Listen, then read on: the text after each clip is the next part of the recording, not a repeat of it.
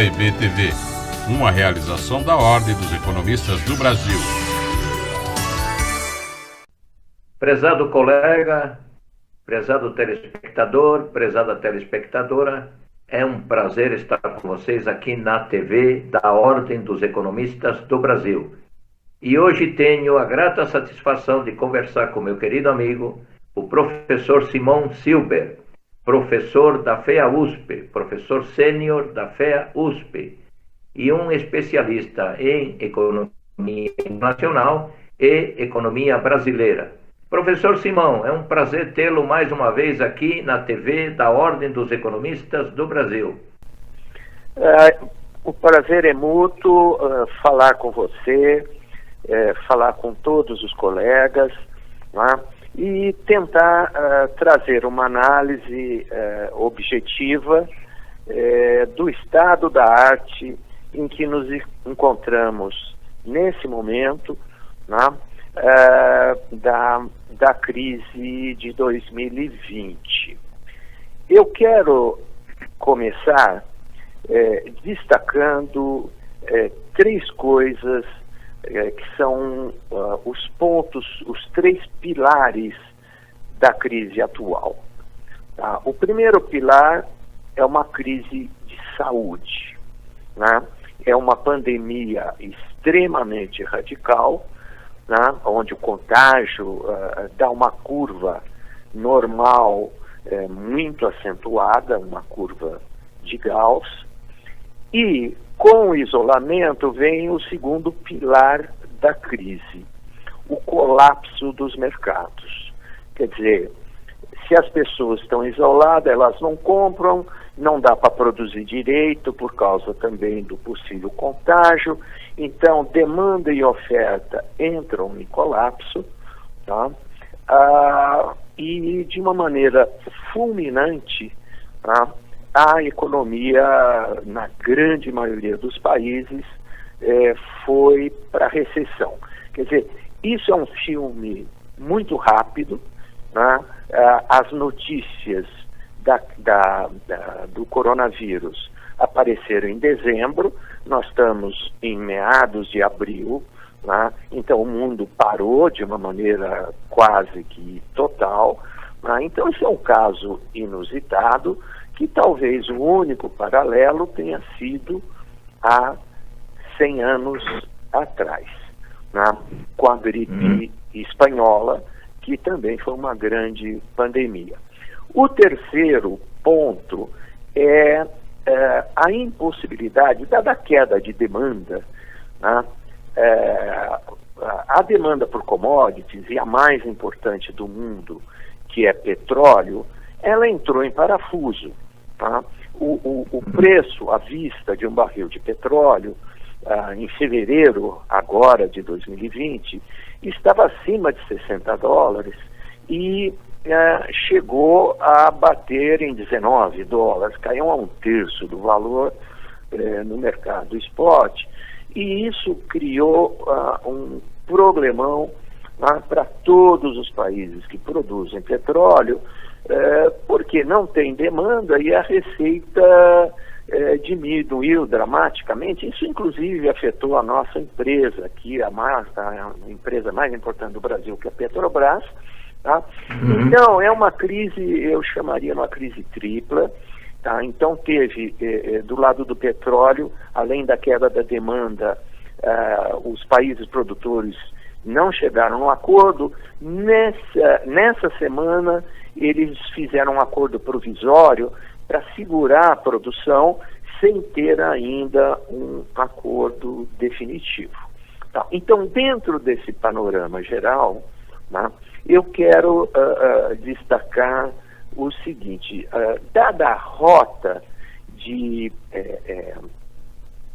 difusão do problema da saúde, a primeira região que foi afetada foi a Ásia. Bom, a Ásia, ela tem algumas peculiaridades, porque ela já tinha tido duas crises importantes de síndrome aguda respiratória e estava melhor preparada. E a China, em particular, por ter um governo muito centralizado e controlador, ele controlava o movimento da população, tinha câmara para tudo quanto é lado, tá? E eles conseguiram, usando as técnicas mais adequadas, tá? Passar pela fase mais crítica. Então, a Ásia, ela, óbvio, ela teve uma crise importante, tá? E a China e a Índia devem sair a partir do segundo semestre para um crescimento positivo, tá? E a gente não pode esquecer, a economia chinesa é a segunda do mundo, portanto um grande motor da economia mundial, tá? Bom, de lá, dado que o fluxo de pessoas e de turistas é muito forte com a Europa, né? Eu acho que aí teve um papel importante do turista chinês que estava muito presente na Europa. Ele chegou muito rapidamente na Europa, né?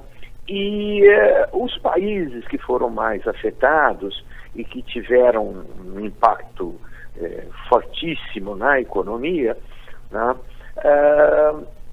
Já passaram da fase crítica, que são Itália e Espanha. Mas ainda os outros países estão ainda em etapas em que o vírus ainda está se desenvolvendo. Tem países nórdicos onde o impacto é muito pequeno, então é muito diferenciado, né? Então, é o seguinte, a Europa vai ter esse ano uma recessão muito forte, variando de país para país, mas começando por Alemanha, com uma queda de PIB de 5%, Grécia, Itália, 10% de PIB, então é um número muito grande. A taxa de desemprego dobra. É difícil dizer um número, né, mas mais que deve dobrar o número de desempregados esse ano na Europa. A Europa, ela está mais, de uma maneira geral, ela está mais equipada para enfrentar isso daí, porque é um país, é uma região mais rica, né, tem uma infraestrutura mais adequada, né, e usou muitos instrumentos, né, dada a disponibilidade de recursos na área médica, e isolamento, testagem, tudo isso que foi feito, e, portanto, gradualmente, a partir de maio ou junho, começa a normalização. Quer dizer, essa crise, ela não é eterna, né? E, portanto, ela vai passar, mas na Europa ela deixa uma queda média de PIB da ordem de 7% a 8%, que é gigantesco. Com isso, por exemplo, o Japão vai ter uma queda no crescimento importante, porque o Japão é muito dependente de exportação, tá? E esse ano a queda no comércio internacional é histórica, tá? Cair 11% é um número simplesmente gigantesco. Só a título de comparação, né, na crise financeira de 2008, o PIB mundial caiu 0,1%, né, e a primeira estimativa básica do FMI recém-divulgada diz uma queda do PIB mundial de 3%. 3%. Portanto, chegou na Europa. Da Europa, quase que concomitante, chegou aos Estados Unidos, teve, vamos dizer, um cochilo inicial, tal, e eles estão, por um relatório que eu acabei de ler, produzido por Harvard, eles estão chegando no pico, tá? Já estão começando a discutir quando voltam mais à atividade econômica, mas vai ter uma queda de PIB muito significativa esse ano nos Estados Unidos. Tá? E também próxima de 6% aproximadamente, né? Isso, esse é o número, né? Obviamente, né? No caso americano, a gente tem que qualificar um pouco, Manolo, por uma razão muito simples. Os Estados Unidos, depois da crise de 2008, entrou em 2010 num ritmo de crescimento até agora, tá? Então, eles estavam com um padrão de vida, com recursos gigantescos, e podiam mobilizar. É o país mais rico do mundo. Aí a gente está falando de país que tem essa característica, em primeiro lugar. E segundo, um ponto que eu quero destacar. Sempre o Fed sai na frente de todos os bancos centrais. Com os dados disponíveis até ontem do Fed, tá? O Fed já expandiu seu balanço desde março até a segunda semana de abril em 50%. Tá? Em termos de dólar, isso é 2 trilhões de dólares a mais. O tamanho do balanço do Fed antes dessa crise era 4 trilhões, já chegou em 6. Quer dizer, ele inundou o mercado de liquidez e isso é muito bom. Eles fizeram um acordo de swaps com muito Banco Central, tá, para disponibilizar dólar, que é o meio de pagamento internacional, que também vai ser um colchão importante, como foi na crise de 2008. Tá? Então, o Fed, o Banco do Japão está indo muito devagar, o Banco do Povo na China, né, que é o Banco Central da China, ele está também fazendo uma política monetária bem expansionista, tá? E a grande vantagem desse momento é que se aprendeu muito em 2008, 2009, de como o Banco Central ele pode passar ao largo do sistema bancário e dar dinheiro direto para as empresas, comprando títulos, né, carteiras securitizadas, né, e vai passando, inclusive para pequenas e médias empresas. O Fed acabou de lançar também um outro programa gigantesco, né, com compra de ativos recebíveis dessas empresas. E a grande preocupação hoje não é solvência, tá certo? Não pode se preocupar com solvência, tem que se preocupar com liquidez, tá? Porque nós temos que fazer sobreviver no mundo, isso óbvio vale para o Brasil, né? As empresas e as pessoas. Quer dizer, não pode morrer muita gente do corona, certo? E não pode morrer muita empresa, que é onde as pessoas trabalham. Simão, vamos fazer um segundinho de tempo para que na volta você fale das medidas que vêm sendo tomadas aqui na economia brasileira. Aguarde um segundinho, já retornamos.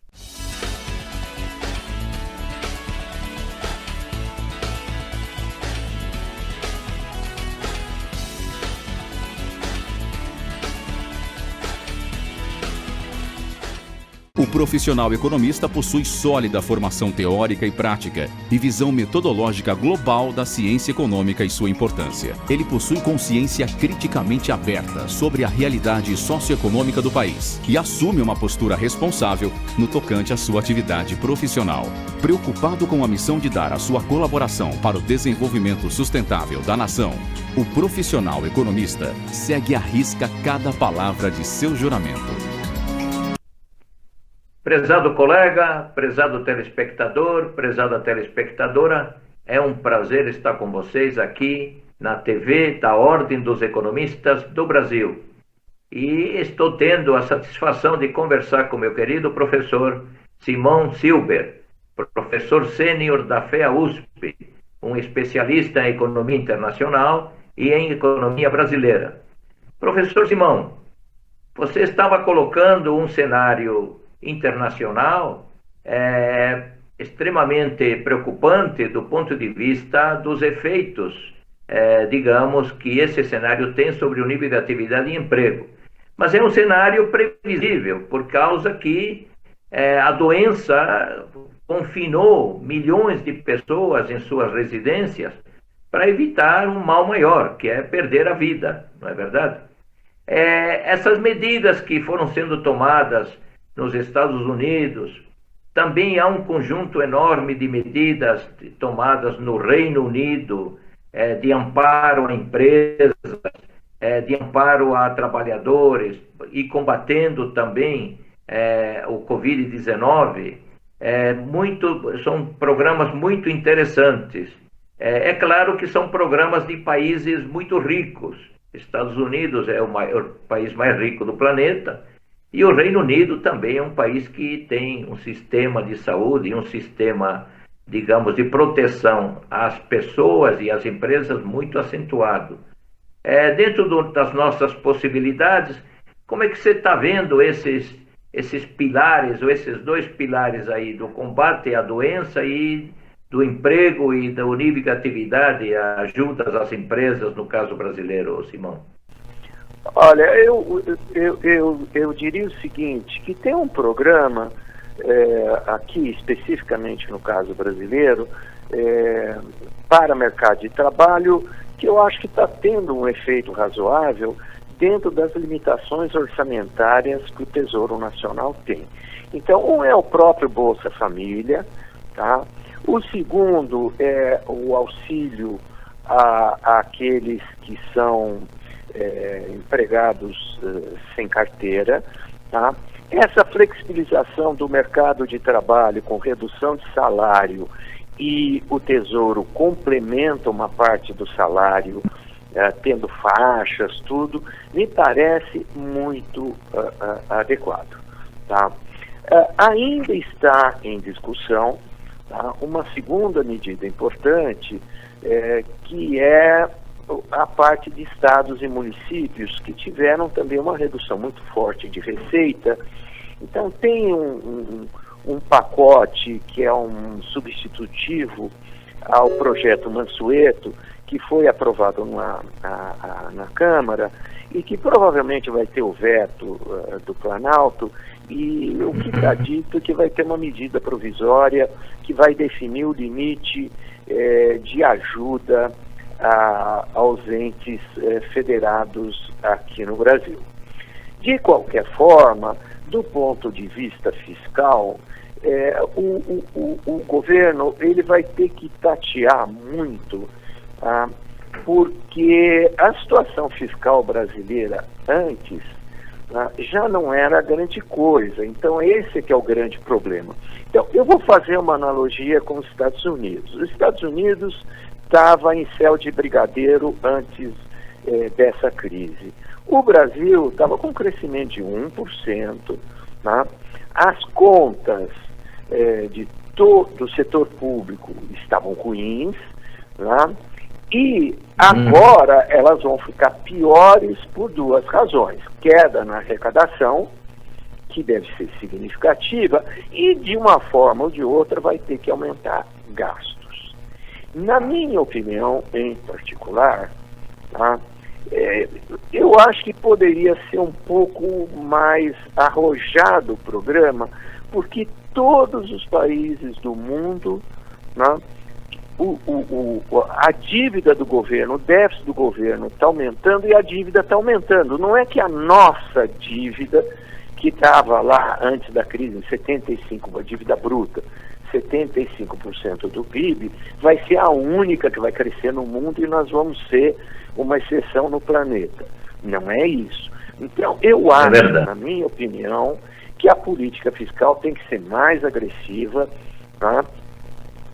O déficit fiscal não é aquilo que o governo está anunciando, só o déficit primário de 5%, tem que ser maior, tá? E vale aquilo que eu já comentei na primeira parte.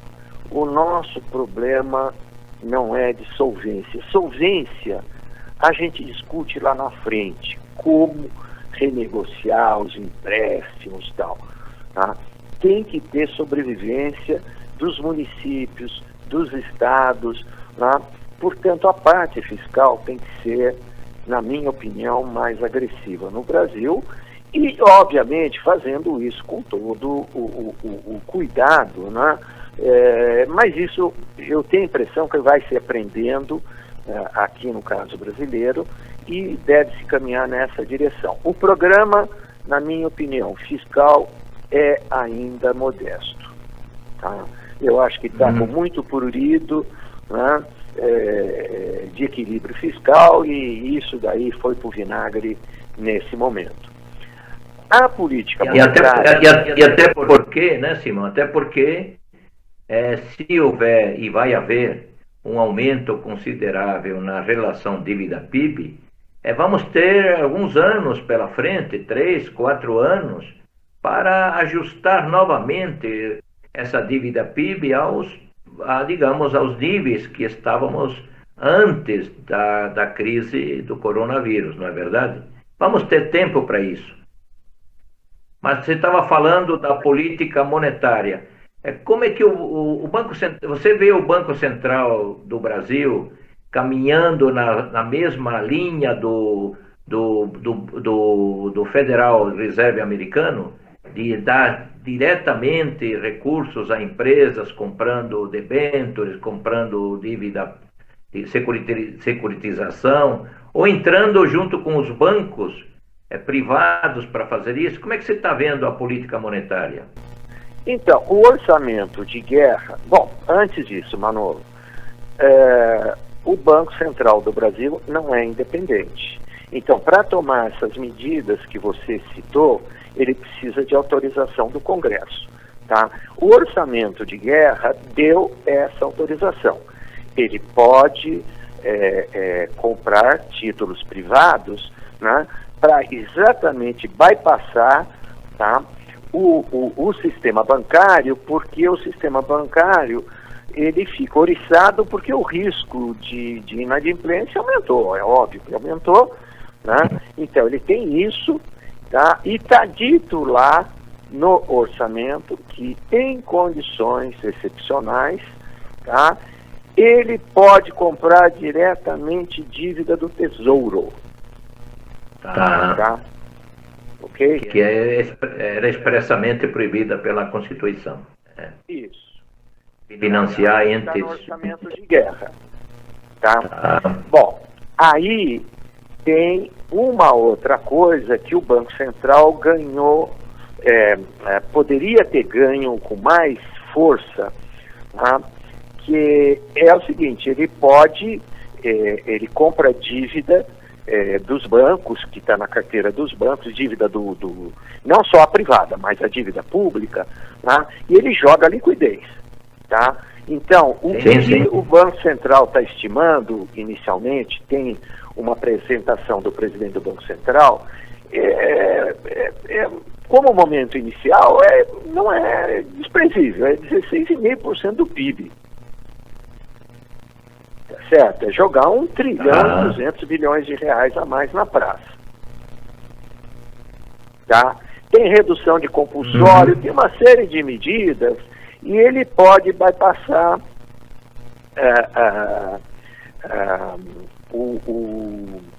o sistema bancário comprando diretamente títulos das empresas, e está lá no orçamento de guerra que tem que dar alguma garantia, tá? Então é isso que está. E ele vai fazer uma operação, tá? Que os outros bancos centrais já fizeram, aprenderam na crise de 2008, que é uma operação de troca de dívida, tá? É uma operação muito importante, tá? Que ele faz o seguinte: Ele compra dívida longa do mercado e vende dívida curta. Tá? A dívida curta tem a seguinte vantagem: como uma dívida é curta, o risco é menor.